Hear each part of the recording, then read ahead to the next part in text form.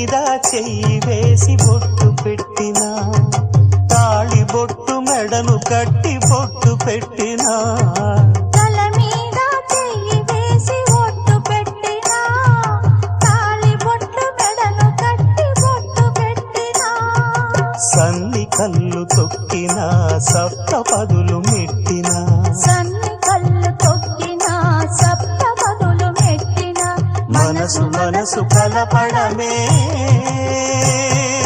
మంత్రం పరమార్థం.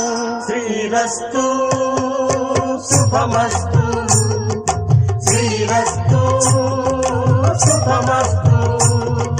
శ్రీకారం చుట్టుకుంది పెళ్లి పుస్తకం, ఇక ఆకారం దాచుతుంది కొత్త